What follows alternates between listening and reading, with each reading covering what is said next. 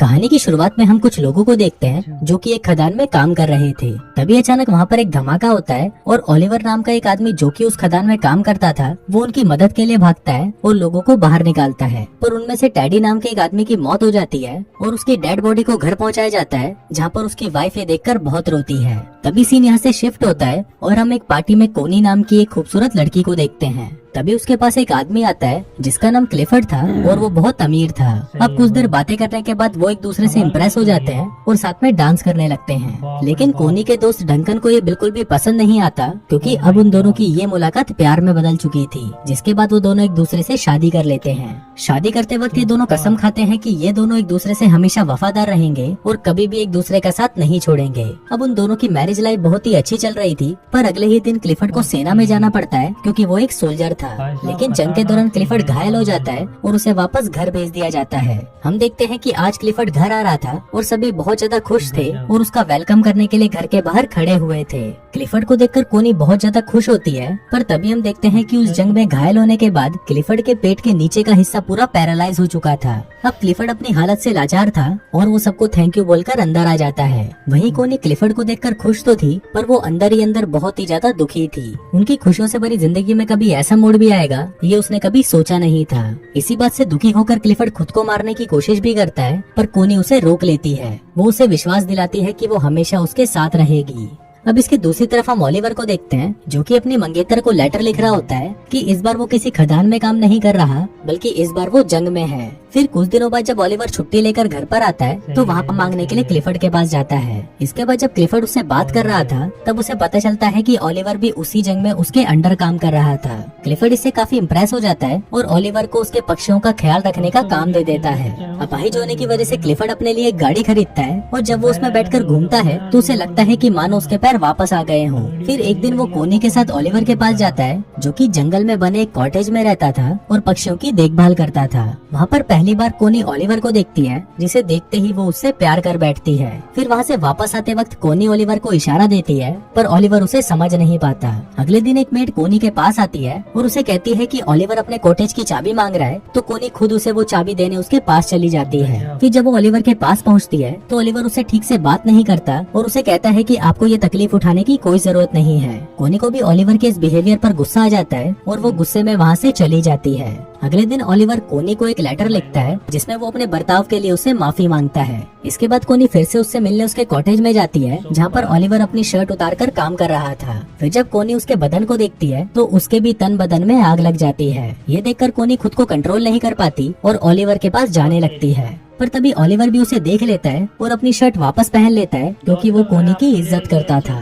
कोनी को ये जगह बहुत पसंद थी, इसलिए वो ओलिवर को कहती है कि मैं हर रोज यहाँ पर पेंटिंग करने आऊंगी। पर ओलिवर उसे कहता है कि मैं ये जगह आपके लिए साफ कर दूंगा और मैं किसी दूसरी जगह चला जाऊंगा। कोनी उसे कहती है कि तुम्हें कहीं भी जाने की जरूरत नहीं है और तुम मुझसे इतना भाग क्यों रहे हो। यहाँ पर कोनी ओलिवर से गुस्सा हो जाती है और वहाँ से जाने लगती है। लेकिन तभी वहाँ पर बारिश आ जाती है, इसलिए वो ओलिवर के साथ उसके कॉटेज में चली जाती है जहाँ पर वो दोनों आग जलाकर खुद को गर्म करने लगते हैं। पर तभी ओलिवर वहाँ से उठ जाता है क्योंकि वो कोनी के इरादे समझ रहा था। कोनी उससे पूछती है कि तुम मुझसे दूर क्यों भाग रहे हो, तो ओलिवर उसे कहता है कि मैं तुमसे दूर नहीं भाग रहा, बस मैं डर रहा हूँ क्योंकि अगर क्लिफर्ड को हमारे बारे में पता चल गया तो मेरी नौकरी चली जाएगी। अब ओलिवर ने कोनी को इग्नोर कर दिया था, इसलिए वो वहाँ से उठकर इस पर क्लिफर्ड उसे कहता है कि मैं तो बहुत कोशिश कर रहा हूँ और अपने शरीर को ठीक करने के लिए वो उसके ऊपर करंट के झटके देता है। क्लिफर्ड दर्द से बहुत चिल्ला रहा था और फिर जब आखिरी में कोनी से उसका दर्द देखा नहीं जाता तो वो क्लिफर्ड को रोक देती है। अब क्लिफर्ड इस काम में नाकाम रहता है, इसलिए वो रोने लगता है। अब इसके अगले दिन कोनी जंगल में जाती है, पर तभी उसे ओलिवर के काम करने की आवाज सुनाई देती है तो वो तुरंत उसके पास चली जाती है,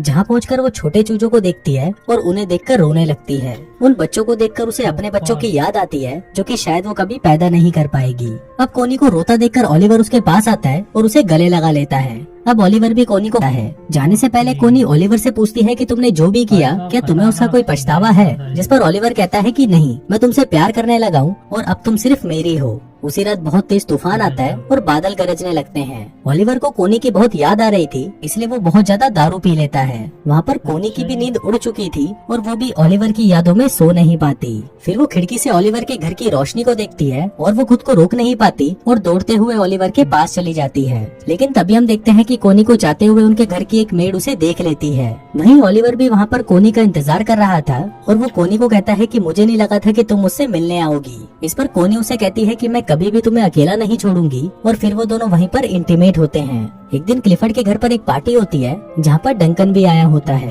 फिर क्लिफर्ड देखता है कि कोनी और डंकन साथ में डांस कर रहे हैं और उसे ये देखकर बिल्कुल भी अच्छा नहीं लगता। अगली सुबह क्लिफर्ड कोनी से कहता है कि तुम्हारे लिए तुम्हारे पति से ज्यादा इम्पोर्टेंट एक बच्चा पैदा करना है। कोनी हमेशा से ही एक बच्चा चाहती थी और क्लिफर्ड को लगता है कि शायद इसीलिए कोनी डंकन के करीब जा रही है। पर इस बात से कोनी बहुत गुस्सा हो जाती है, जिस पर क्लिफर्ड उसे कहता है कि उसे इस बात से कोई फर्क नहीं पड़ता कि तुम किसी से भी अपना बच्चा पैदा करो, बस वो बच्चा मेरा होना चाहिए। अब इस बात से गुस्सा होकर कोनी ओलिवर के पास चली जाती है और उसके साथ इंटीमेट होती है। कोनी से उस आदमी का नाम पूछता है पर कोनी उस आदमी का नाम नहीं बताती। एक दिन क्लिफर्ड ओलिवर से मिलने उसके पास जाता है और वो कोनी को भी अपने साथ चलने को कहता है। अब वो दोनों जा ही रहे थे कि तभी ओलिवर पीछे से आता है और कोनी को पकड़कर किस करने लगता है। अब वो दोनों किस कर रहे थे कि तभी क्लिफर्ड कोनी को आवाज लगाता है। दरअसल क्लिफर्ड की गाड़ी कीचड़ में फंस गई थी, पर तभी वहाँ पर ओलिवर आता है और उसकी गाड़ी को धक्का लगाने लगता है। पर इसी दौरान वो खांसने लगता है क्योंकि खदान में काम करने की वजह से उसके दोनों लंग्स खराब हो चुके थे। फिर कोनी क्लिफर्ड से कहती है कि तुम ओलिवर को रोक दो, नहीं तो वो मर जाएगा। लेकिन क्लिफर्ड ऐसा नहीं करता। अब फ्राप कर दी है, लेकिन इसके बाद भी उसे जंग के लिए फ्रांस भेज दिया गया।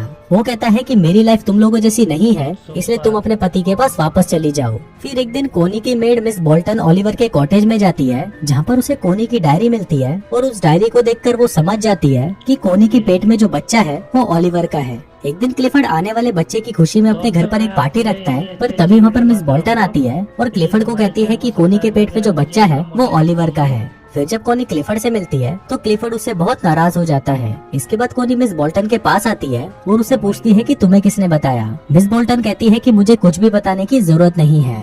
अब कोनी को लगता है कि शायद मिस बोल्टन को ओलिवर ने बताया होगा, पर मिस बोल्टन उसे कहती है कि उसने मुझे कुछ नहीं बताया। अब इस बात से कोनी रोने लगती है और उसे कहती है कि वो ओलिवर से बहुत प्यार करती है। फिर मिस बोल्टन उसके पास आती है और उससे माफी मांगते हुए कहती है कि जल्दी से ओलिवर के पास जाओ वरना तुम्हारा पति उसे मार देगा। अभी सुनकर कोनी भागते हुए ओलिवर के आउट हाउस में जाती है और देखती है कि वहाँ पर कोई नहीं होता।